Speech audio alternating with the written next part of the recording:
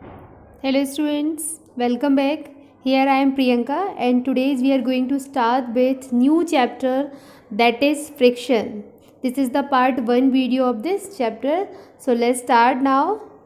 Topics to be covered in this video: the friction, causes of friction, factors affecting frictions, methods to reduce frictions. इन सारे topics को इस video में one by one हम cover करेंगे।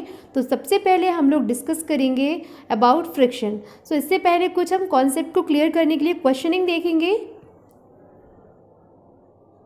सो how you ever thought that why are vehicles so slows down when brakes are applies. ठीक है, generally हम देखते हैं जब भी व्हीकल्स में हम ब्रेक अप्लाई करते हैं दैट स्लो डाउन, तो व्हीकल्स जो है हमारे वो स्टॉप हो जाते हैं, स्लो हो जाते हैं। Okay, we have also seen that any ball moving on a surface stop after travelling certain distance without the act of external force. हम देखते हैं ना, जनरली कोई बॉल अगर मूव कर रही हो तो विदाउट उस पर कोई एक्सटर्नल फोर्स ना लगाया जाए, जैसे कोई बॉल है ये रोल करती हुई जा रही है और एक प्रॉपर डिस्टेंस पर जाने के बाद ये अपने आप स्टॉप हो जाती है।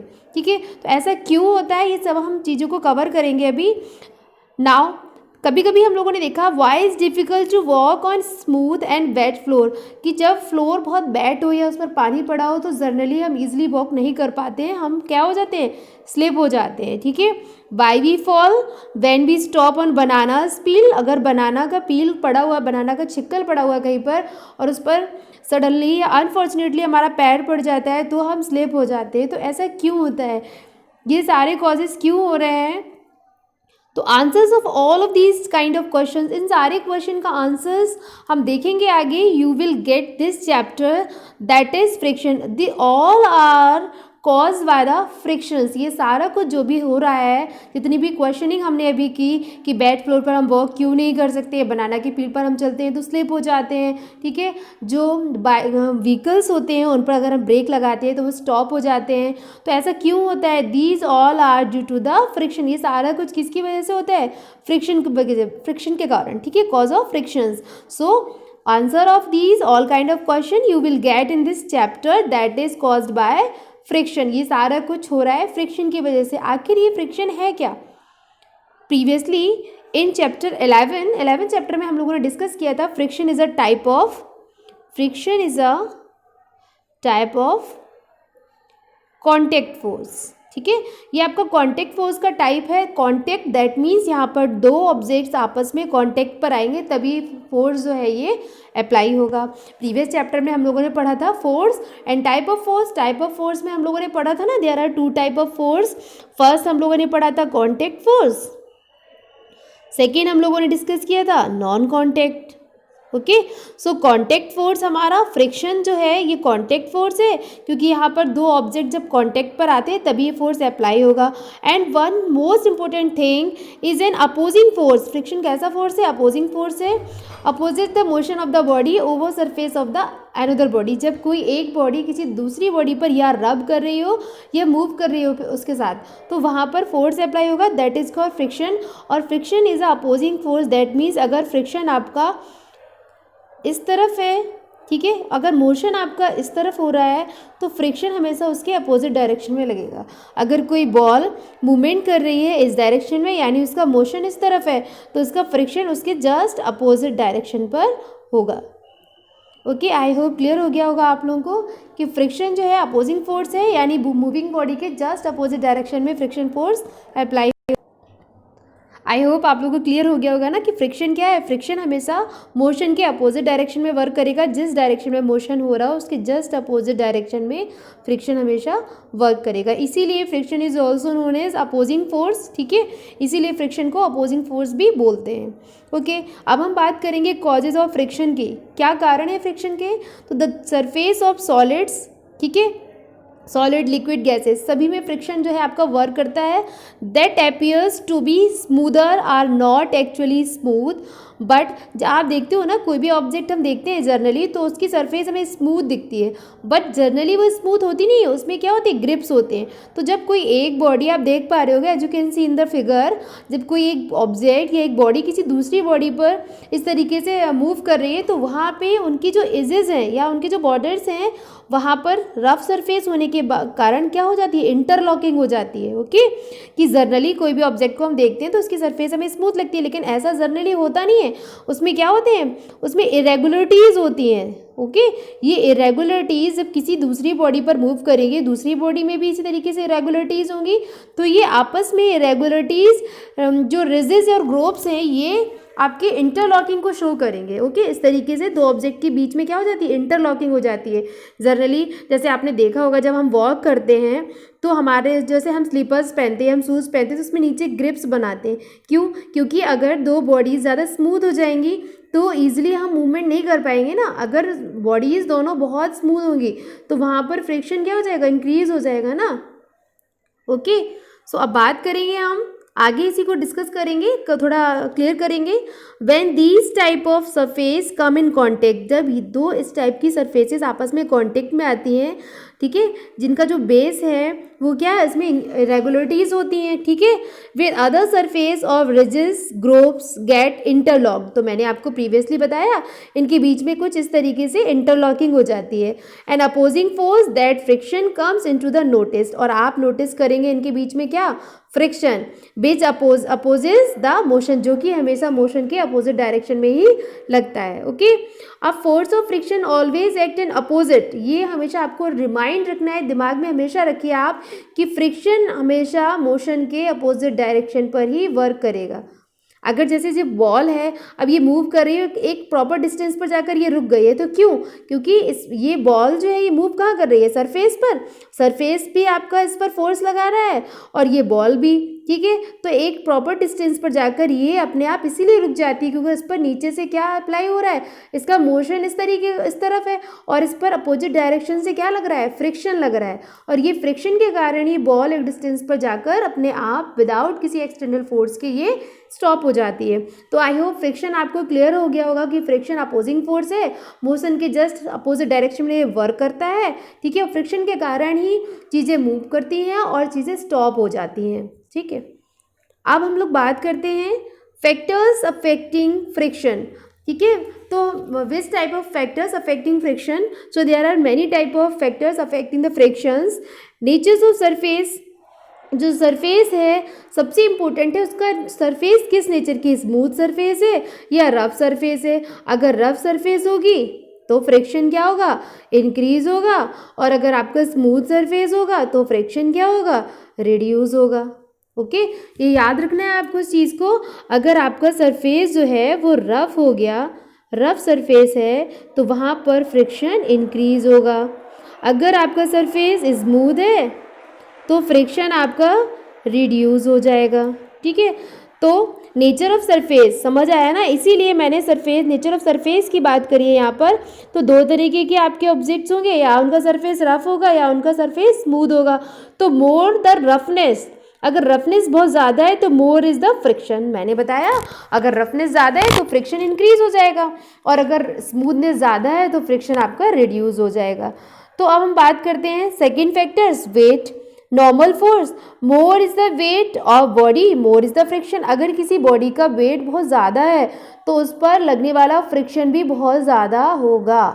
ओके, अब सरफेस एरिया इन कॉन्टेक्ट, तो मोर इज़ द सरफेस एरिया, अगर सरफेस एरिया बहुत ज़्यादा है तो contact more is the friction, तो वहाँ पर फ्रिक्शन भी बहुत ज़्यादा होगा। जहाँ पर सरफेस एरिया ज़्यादा है वहाँ पर फ्रिक्शन का अमाउंट भी ज़्यादा होगा।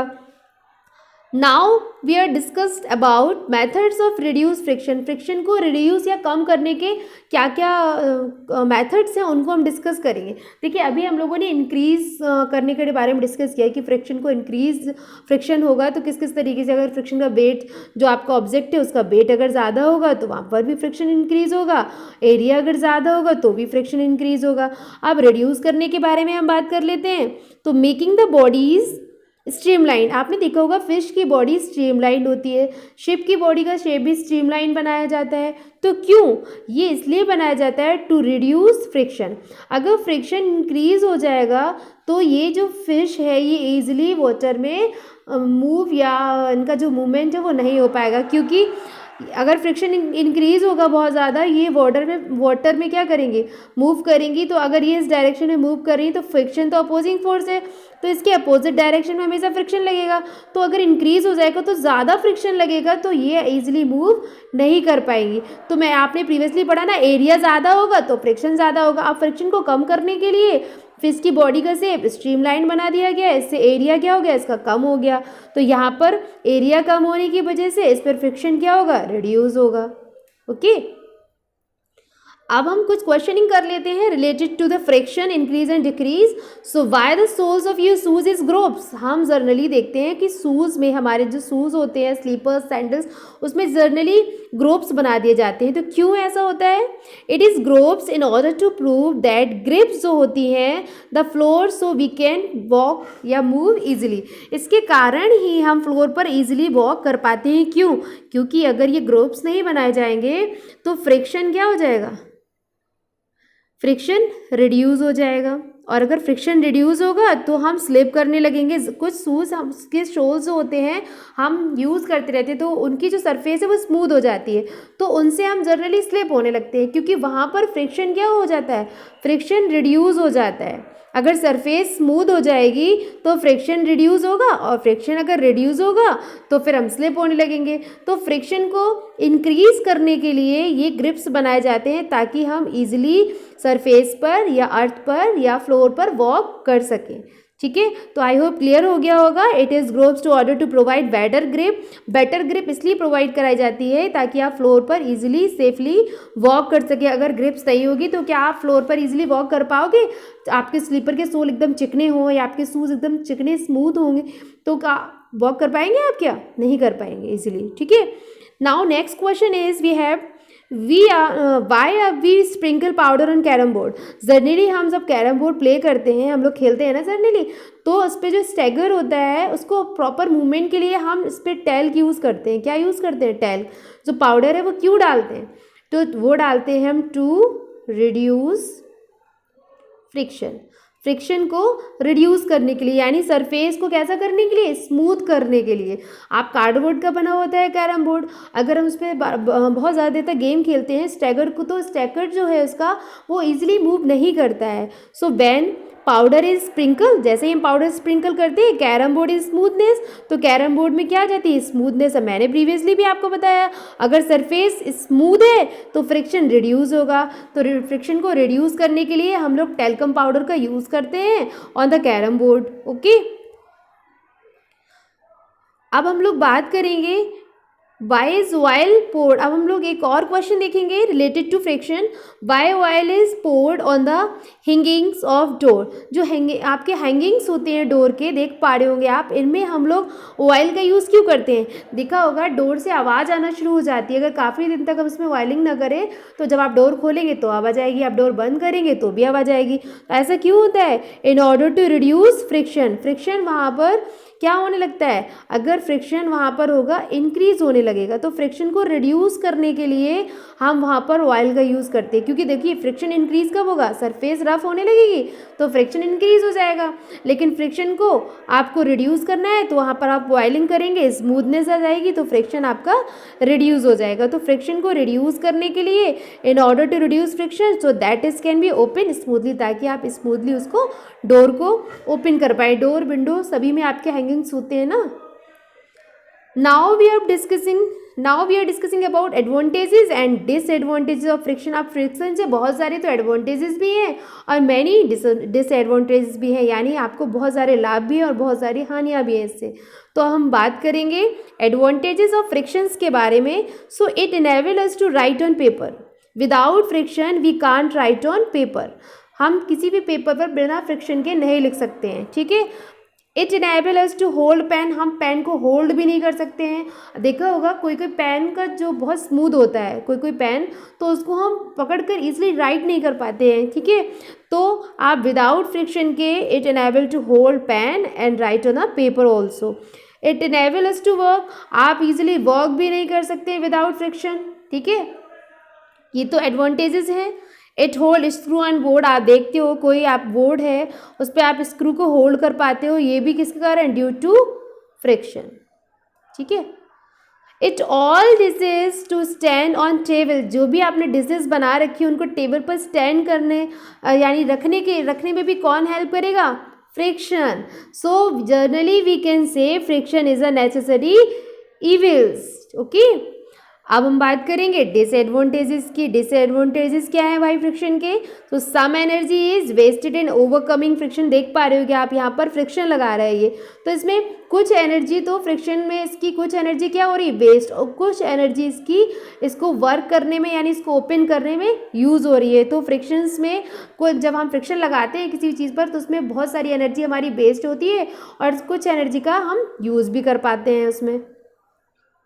नाउ अब हम बात करेंगे it causes wear and tear of sole and shoes. तो शूज़ जो है हम जनरली बियर करते हैं, अगर आप देखते हो कि जो सूल के सोल्स पर अगर ग्रिप ना हो या ग्रोव्स ना हो तो आप इजीली वॉक नहीं कर पाएंगे, ठीक है। टियर ऑफ शूज़, और आपके फ्रिक्शन के कारण ही, क्योंकि दो बॉडीज आपस में कांटेक्ट में आती है तो ये आपके शूज़ रब होते हैं ना सरफेस से, तो उसके कारण आपकी जो सोल है शूज़ के वो टियर फट जाते हैं, जनरली देखा होगा आप लोगों ने।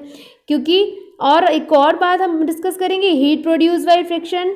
जब भी कोई दो ऑब्जेक्ट, जब फ्रिक्शन आपको पता है दो ऑब्जेक्ट के बीच लगेगा, अगर आप शूज़ पहनोगे या टायर हो कोई भी चीज़ है, जब दो बॉडीज आपस में कांटेक्ट में आएंगी तो रब होंगी तो उनके बीच में क्या प्रोड्यूस होगा, हीट प्रोड्यूस होगी, और इसके कारण डैमेज हो चीज़ें जो हैं आपकी वो डैमेज होती हैं, रबर पार्ट्स, मशीन्स पार्ट्स, बहुत सारी चीज़ें जो हैं वो डैमेज हो जाती हैं, क्योंकि फ्रिक्शन में ऑब्जेक्ट्स कांटेक्ट में आते हैं तभी तो फ्रिक्शन लगता है, क्योंकि friction is a type of contact force. तो आई होप आप लोगों को सारे कॉन्सेप्ट क्लियर हो गए होंगे कि अगर सरफेस आपकी स्मूथ होगी तो फ्रिक्शन आपका रिड्यूस होगा हमेशा, और सरफेस आपकी अगर रफ होगी तो फ्रिक्शन इंक्रीज होगा। इन एनी केस, किसी भी केस में आप देखेंगे तो ऐसा ही पाएंगे।